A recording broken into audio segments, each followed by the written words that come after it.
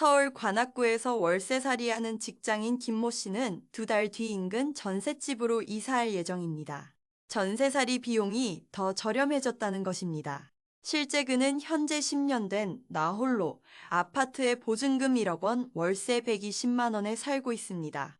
인근 한 아파트의 전용 면적은 59제곱미터에 전셋값은 3억 원, 주 거래은행에서 전세 보증금 2억 원을 연 4.3%의 만기 10년으로 빌렸더니 매달 나가는 원리금은 203만 원, 이자 73만 원으로 추산됐습니다. 그는 원금은 저축하는 돈이니 이자만 계산하면 오히려 월세보다 50만 원 싸다고 했습니다.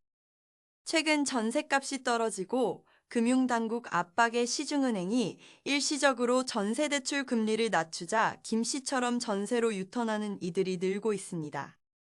서울과 수도권의 아파트 전세 수요 증가 추세는 올 들어 확연하다는 게 부동산 중개업계 얘기입니다.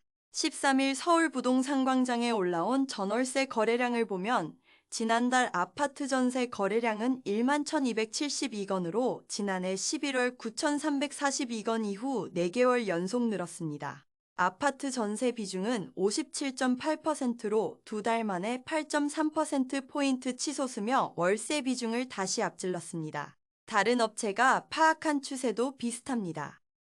이는 서울 수도권 전셋값이 상당히 싸졌기 때문입니다. 지난해 1월부터 최근까지 서울 수도권 아파트 전셋값은 20.4% 내려 지방 하락폭 9.9%를 배 이상 웃돌았습니다.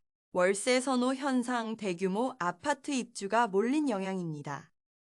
예컨대 앞서 언급한 김 씨가 점 찍은 아파트도 전셋값 하한가는 지난해만 해도 5억 원 안팎이었지만 최근 3억 원까지 내렸습니다. 입주가 몰린 인천, 고가 아파트가 즐비한 강남권일수록 하락폭이 더 큽니다. 여기에 시중은행이 전세대출 금리를 4% 수준까지 낮추자 이참에 조건 맞는 전셋집으로 옮기려는 수요가 속속 생겨나고 있는 것입니다.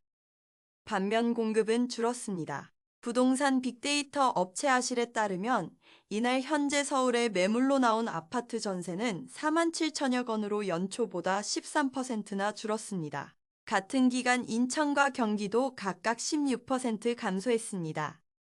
공급은 줄고 수요는 늘어날 조짐을 보이자 전세 호가를 높이는 집주인도 눈에 띕니다. 전세값은 통계상으로 여전히 하락 추세지만 하락폭은 줄고 있는 게 그 방증입니다.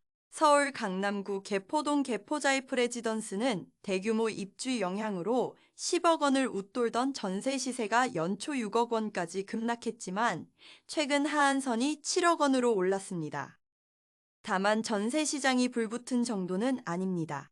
서울 잠실의 중개업소 대표는 연초보다 수요가 늘긴 했지만 그래도 비싼 전세는 안 찾는다며 금리가 내렸다 해도 여전히 높다는 인식도 많다고 했습니다.